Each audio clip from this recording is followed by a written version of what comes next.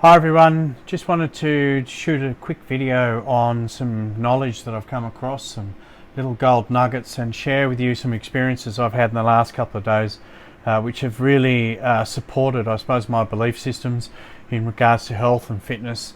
I'm very outspoken about, I suppose, synchronization and cellular health and energy, and there seems to be a little bit of a dogma around what health is, and it's all been broken up into certain categories, and we sort of understand we've got the health industry, or you might look at it as the medical industry, and I see it as the symptom relieving industry. And we talk about the doctors and all of that type of that side of it. Then we've got the nutritionists who are trying to better support better routines in regards to nutrition. A lot of it's based around food, carbs, proteins, fats. Obviously there's some individuals who've got their own specific nutritional profiles, and that's a little bit more individualized. Then you've got the gym networks. It's all about fitness and movement and burning fat and building muscle, and I think when you really look deep down into it, I think there's a lot missing from that, and there's a lot of pressure around these sectors to try to best educate society and best educate individuals and the next generation, our children, in a way that puts them into a position to better understand what this is all about. Now, I'm very outspoken about the energy sciences. I'm a big fan of Tesla, numerology, pyramids, all the sacred geometry and the energy systems, and I suppose synchronizing with the planet as best we can, as nature intended. It's that type of philosophy. You could almost say it's pigeonholed into the Eastern philosophy, and being in the Western society, we find that we've been separated from some of these natural beliefs, and I don't necessarily think it's a belief. I think it's a science. Now, I spent a day yesterday out at Theon. You can look up theon.com.au with a gentleman named Robert, and he's 70 years old. He's a PhD scientist, and he's very passionate about a lot that I'm passionate about, so it was great to spend some time with someone who's very like-minded, and he's very much into water. He's been studying water for a long time.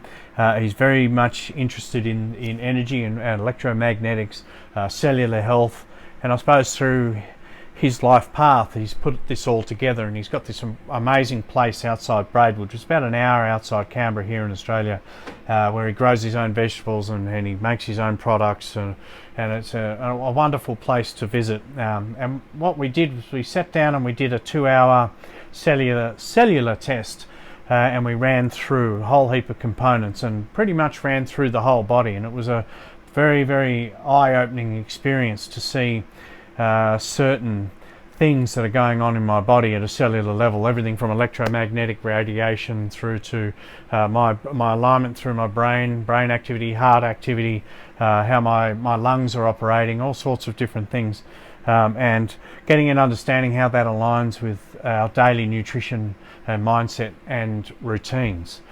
Now, as a coach, I'm always open to learning more, and I'm very passionate about knowledge and trying to absorb as much information as you can, to the point where you get a critical mass of information where you can then establish a better understanding of why we do anything. And I think it does come down to the individual, a little bit of due diligence and establishing routines, and I think that's the big thing. If we do look at our health epidemic, if you want to call it poor health epidemic, a lot of it would come down to behaviour and routines and choices and decisions. It's not all of it, and some of it is access, and probably does come back to knowledge. I think the education system's got a lot to answer to. I don't think we're teaching our kids how to synchronise with the planet. That's the base model of what this is all about. Everything from water, sacred geometry, energy, the sun, all of those major components that we live with every day as an animal, as a biological creature, and understanding what we need to do on a daily basis that's going to support a longer, happier and better life. Now, Robert was amazing. He has just obviously very passionate about certain things, and what I wanted to do was just talk to you about some things that I went through. And I think the big thing here is just about planting seeds. I'm not going to go and read 10 pages of information, but what I can do is just throw a couple of things that I learned in the last 24 hours, which I'm going to be bringing into my daily routine. And I've already started this morning. And a couple of things I did get out was the first thing he talks about is negatively charged water, and he talks about structured water. Now there's a little bit of speculation out there depending on what you read on the internet. When you actually go into the science of it, it just makes complete sense when you understand how the earth works and how it's designed to actually negatively charge our water. Now in the last 100 years, the Industrial Revolution, we've seen a lot of pollutants, air pollutants, water pollutants, obviously a lot of chemicals we're exposed to in the kitchen, in food. It is affecting us and it has an accumulative effect, which means that if we continually expose ourselves to these components, elements, compounds, over time there's going to be an effect on our cells. And that's what I would like to express as a key message to as many people as possible, to understand what behaviours and what environmental factors are they putting themselves into, which is going to down the line cause an issue. And some of these issues are as simple as a skin condition. Could be asthma, it could be depression. I mean, there's a big spectrum of different things that happen at a cellular level.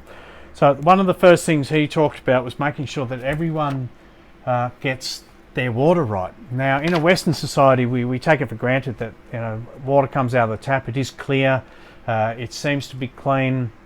However, there's a lot of nanoparticles, a lot of I suppose other ingredients in there when you want to talk about fluoride and chlorine. These things I find are pretty much not meant to be there. Now there's no doubt there's meant to be over 70 natural minerals in our water, but at the moment in a Western society we're drinking from the tap, we're drinking bottled water, and we're probably drinking what I would call is dead water or positively charged water.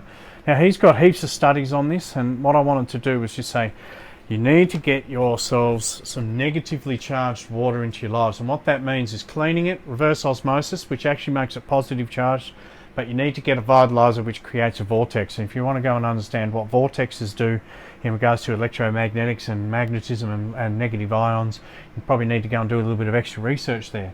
But essentially you need to be able to get some negatively charged water into your body, and the ratio would be your body weight times 30. So for me, let's say I'm 100 kilos, times 30, I need to drink 3 litres of this. And I could probably say that most people are dehydrated. We're not drinking up to 3 litres of negatively charged purified water. So that's got to be the first objective for us, is to get that right. Number 2 was talking about daily routines. I spoke to him quickly about going vegan. I've done a bit of a vegan effort over the last month, and I've found that it's been quite a challenge. I've been very tired, I haven't really felt myself. And he sort of said maybe that it's not the best idea to go completely vegan. What he did suggest was going and including things like bone broths, and we're talking about collagen and slow cooked meat. He talked about not using high heat, he was talking about using low meat. If you look at all the indigenous communities around the world of what's left, pretty much 99% of them, when they cooked their meat, it was all slow cooked or over the coals, or if you look at the Maoris, it's cooked under the ground. It was all very strategically cooked over an extended period of time. What this does is releases fats and collagens and it enables us to consume them in a better format. So that was interesting, and I've decided to bring back in some meat, and I'm going to be doing a bone broth and making sure that I get my collagen levels up. And I've even bought some extra, and I'm not pushing a brand here, I'm just saying that I bought some and I'm going to trial it. There's some Australian beef gelatin and some other things. The other thing he talked about was making sure that our body's in pH, and I talk about this a lot. So we've got acidic and we've got alkaline. I don't think it's necessarily about being really alkaline. I think some people talk about you've got to be really alkaline to be healthy. I think that's just as dangerous as being really acidic. Most diseases and mucus-based diseases tend to thrive in acidic environments, and that's been scientifically shown. So what we want to do is we want to maintain a level balance about 7.35, and that needle's going to move. It's not a static position. It's a condition. It's a consistency is what we're really looking for, and that comes down to the routine. So I talk about pH. You need to go and understand what you need to do to get your pH into a more alkaline state. Big catalyst to that is getting negatively charged water. All right, and the other one would be getting your negatively charged fruits and vegetables, meaning that they're pretty much pulled out of the ground and eaten within the first 60 hours. After 60 hours, it starts to lose its energy, and he used the word syntropy. You can go and look up syntropy, which in my mind is like the force or the life force of the planet. In a lot of ways, it's like the synchronized force. So you're either synchronized with the force or you're not, which is entropy. So syntropy and entropy. And he talks about structures, and there's a lot of speculation about structures, but there's no doubt that there's geometry involved when we're talking about the highest quality of water. Now, planting a seed, go and have a look at structured water, but understand that you need to look at more about the charge of the water, the negatively charged water. Too much positive charge in our lives, whether it's from the foods, the industrial carbohydrates we're having, or the poor water, is going to have a massive effect on ourselves. The next thing is talking about creating a foundation of well-being. Now, I was going to put all of this into a blog. Now, it's not hard to set up routines. I think the big thing is just prioritizing what's really important to you. Now, he's got a foundation of well-being here, and it's only on one page, and everything on here is really, really good. Some basic stuff, 30 minutes of sunlight energy, nutrient-dense foods, pure water, obviously the negatively charged, vegetables and fruits, eating lots of greens, taking good quality probiotic, which is something I've started taking in the mornings. I'm also taking C60. Look it up. I'm also doing obviously the negatively charged water and looking to increase my intake up to the 3 litre mark for my body weight. It's talking about making sure you get your sleep, and even if you're missing sleep, you've got to go and find it. You've got to catch up. I've been doing some afternoon naps, and it does make a big difference. Making sure you don't eat 2 to 3 hours before bed. There is some speculation out there about all of that, but it does make a lot of sense as your body starts to shut down before sleep. Checking your urine often, doesn't have to be every day, but just making sure that your urine is above 6.4 in regards to alkalinity. And then we talk about a 7.35, but he's written here 6.4 or higher. And the way of doing that is using lemon juice, apple cider vinegar, sodium bicarbonate. Another thing he talked about was that a lot of the sodium bicarbonate in the commercial stores actually has aluminium in it, which actually ensures that it doesn't go lumpy, which I thought was interesting. Obviously, we don't want to have added aluminium or any heavy metals into our systems. It's a major problem. So I bought some sodium bicarbonate from him.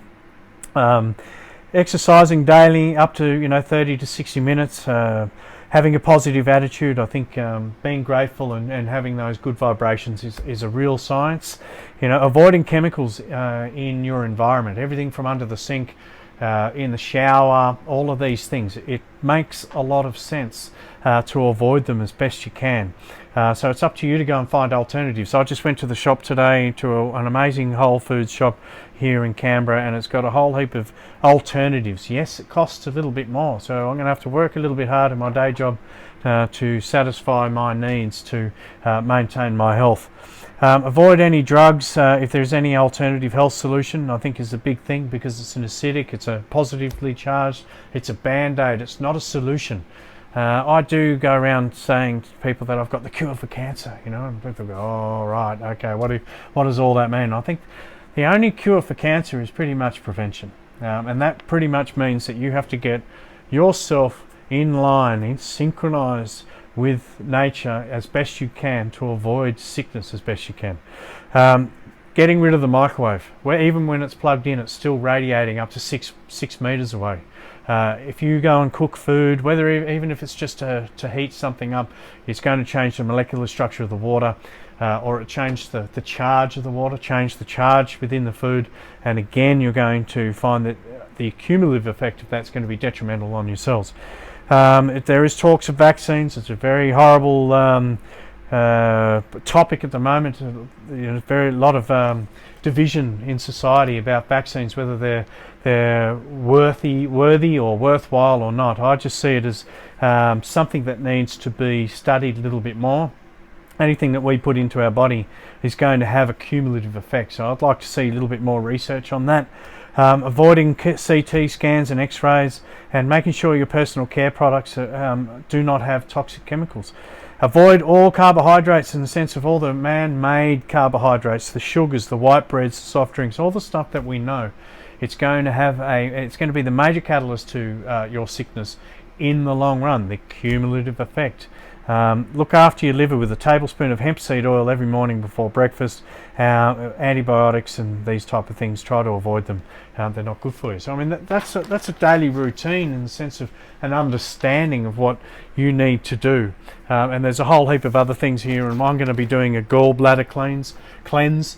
He talks about doing one every 10 years. Now that he's 70, he's only doing one every 5 years. I've never done one, I admit. And I'm going to go and do this very, very shortly, and I've got the instructions here. I suggest everyone have a go and look into these things and just try things and try to get a better understanding of what all this means. And you know, I've even gone to the point, and I'm sort of going on a little bit here, but I think the main part of this video is just to really say to people and push the emphasis on getting a routine together and understanding, trying to get a little bit of a pattern of what's going to work for you. So for me, in the mornings, I'm doing a vegetable shot, a collagen beef bone broth is what I'm after. Bone broth shot. I've bought a commercial apple cider vinegar gypsy mix here just to see what it was like, and it's great. It's got some great stuff in it. I've got some crystallized licorice. I've got some non-fluoride toothpaste with some silica in it, or colloidal silica. I'm spraying magnesium oil on my skin every day, and that's the best place to actually absorb these things. I put colloidal silver and colloidal gold onto my skin. I'm also using a negatively charged organic sulfur. That's a spray. And I do take other supplements. I mean, sometimes you might look at this and go, well, that's a lot of effort, and it is, in the sense that I'm aware of what I need to do for me. I mean, some people go to McDonald's and eat a big breakfast. I like to look at this and start putting these things together, and it takes the same amount of time. I've got it all set up, and I've taken the effort and made the effort to get it ready. So big message here is daily routine. Go and look into negatively charged water, syntropy. Start thinking about synchronization. Start thinking about cleanses, gallbladder cleanses, and healthy food, pH levels and those type of things. Look into bone broths. Even if you are a vegan, there might be some alternative options for you like this, if that's what you want to do. There's always an answer, but you've got to make the effort. So that's it.